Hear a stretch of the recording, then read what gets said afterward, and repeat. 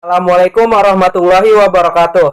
Perkenalkan, nama saya Muhammad Bayi Ramadan dari kelas 11 TL8 nomor absen 23. Video ini saya buat dalam rangka pemenuhan nilai mata pelajaran Bahasa Indonesia dengan materi resensi dengan judul Indahnya Persahabatan dan Semangat Juang 10 Sekawan dalam Menempuh Pendidikan dan Meraih Cita-Cita Mereka di SD Muhammadiyah di Kampung Gantung, Belitung Timur, dalam novel Laskar Pelangi karya Andrea Hirata. Selamat menonton.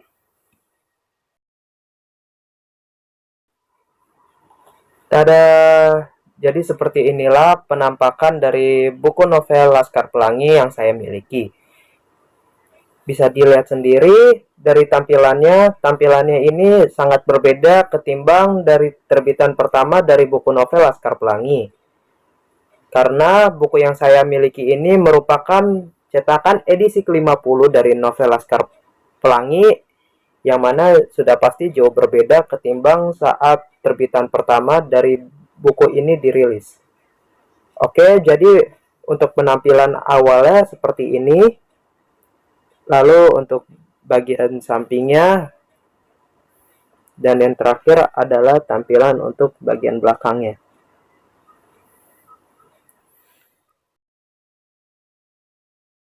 Sebelum saya masuk ke bagian resensi dari buku novel Laskar Pelangi, saya akan menjelaskan sedikit mengenai biografi dari sang penulis buku novel Laskar Pelangi, yaitu Ibu Andrea Hirata.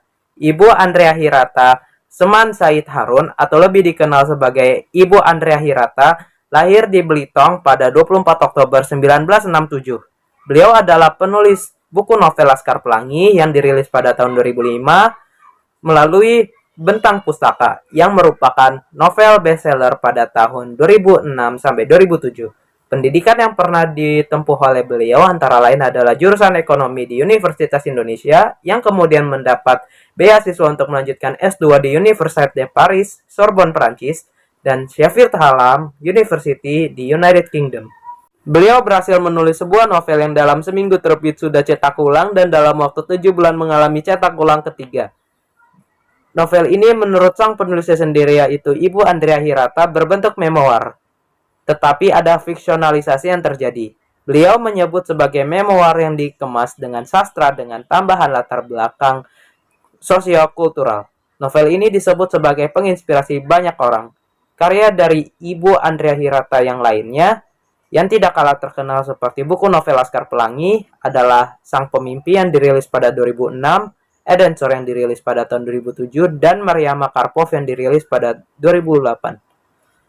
Edensor masuk nominasi Penghargaan Nasional Sastra KLA, kepanjangan dari Khatulistiwa Literary Award, pada tahun 2007.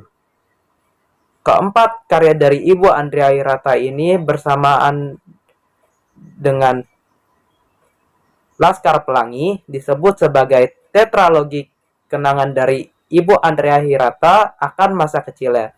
Dengan buku novelnya Laskar Pelangi bersamaan dengan penulis India Kiran Nagarkar dengan novelnya Die Statisten, ia memenangkan penghargaan ITB Bach Awards pada tahun 2013 di Jerman.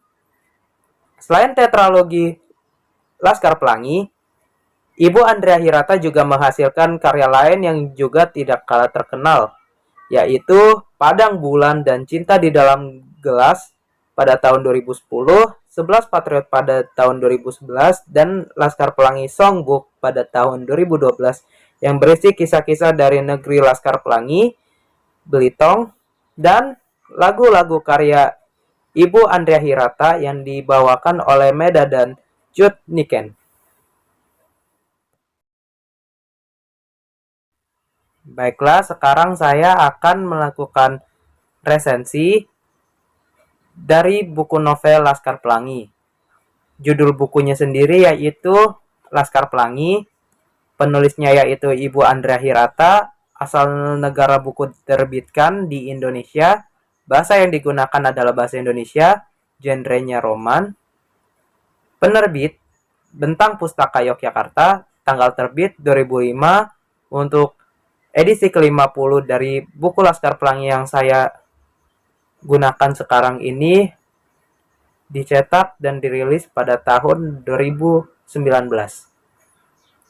Untuk halaman edisi pertama dari buku novel Laskar Pelangi berjumlah 529 halaman. Untuk buku novel Laskar Pelangi edisi ke-50 yang saya miliki sekarang ini berjumlah 329 halaman.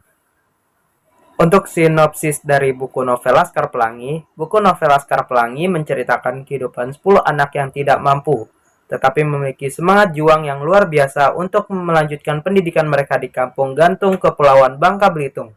Sebagian besar dari ke-10 anak yang menempuh pendidikan di SD Muhammadiyah Gantung merupakan anak dari para penambang timah di pulau dengan perolehan kekayaan alam timah yang terbesar di dunia.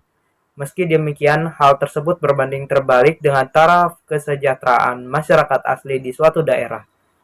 Realitas itu yang mesti diterima oleh seluruh kalangan, mulai dari anak-anak, para orang tuanya, bahkan masyarakat miskin di daerah setempat. Namun di balik keterbatasan yang harus mereka hadapi, baik itu dalam bentuk sarana dan prasarana maupun tenaga pendidik, ke-10 anak yang menjadi tokoh utama dalam novel ini tetap mempunyai semangat juang yang luar biasa dan gigih dalam kegiatan pendidikan yang tengah mereka tempuh.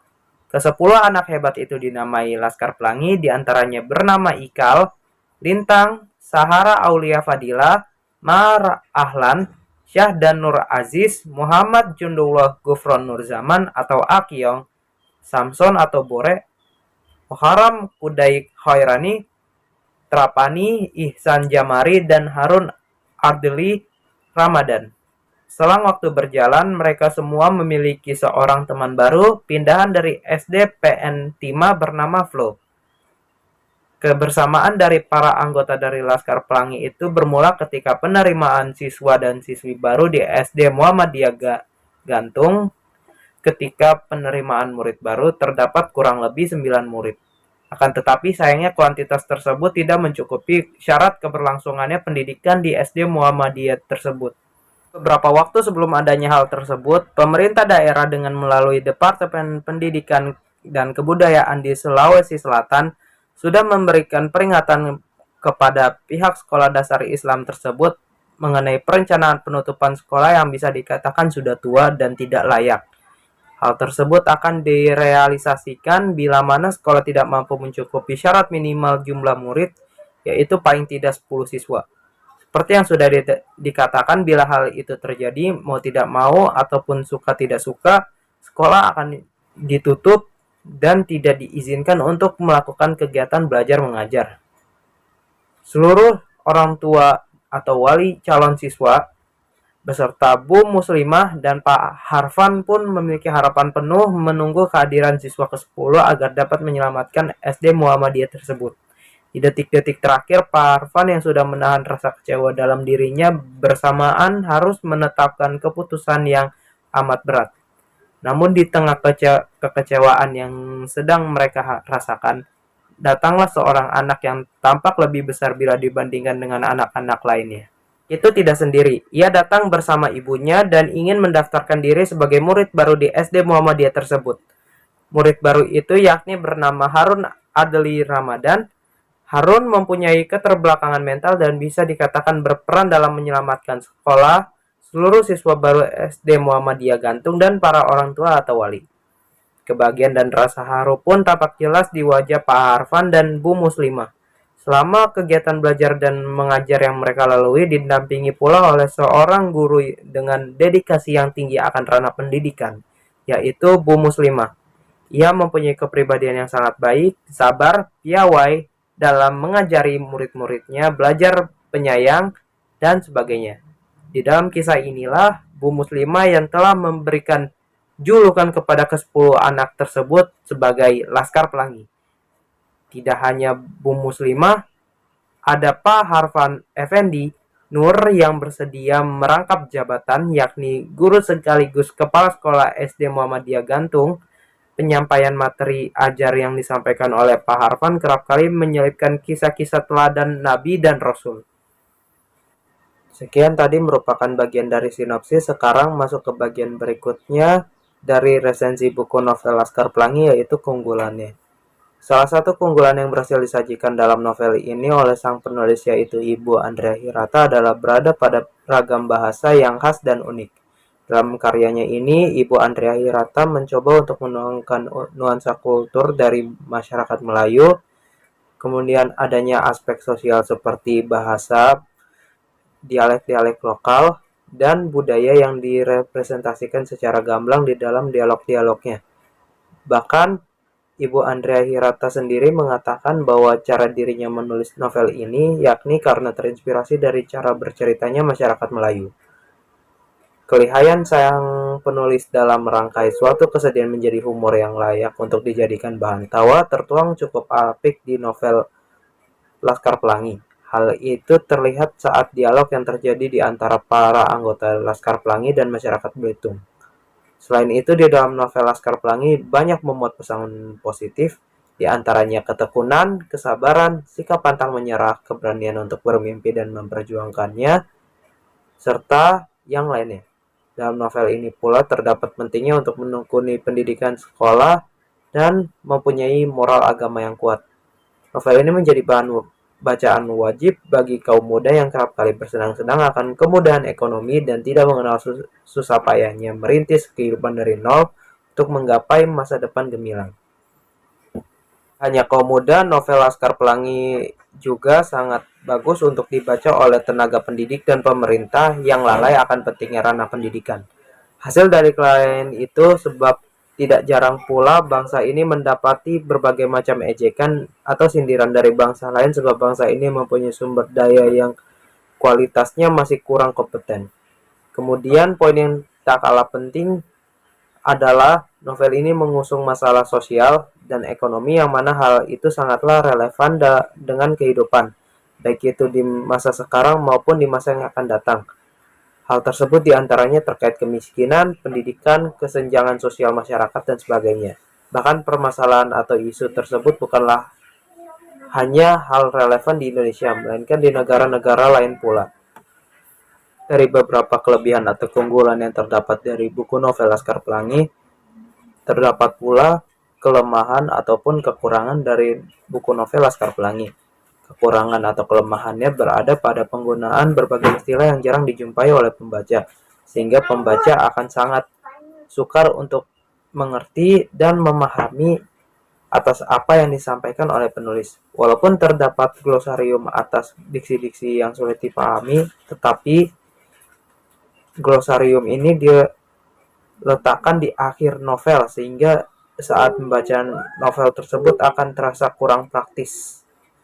Selain itu, kelemahan lainnya terletak pada akhir cerita yang membingungkan atau cenderung menggantung. Mengapa? Pertama, akhir cerita membingungkan karena tokoh aku yang semulanya Ikal secara tiba-tiba berubah menjadi orang lain. Kedua, ceritanya cenderung menggantung karena munculnya rasa penasaran dan ketidakpuasan di akhir cerita.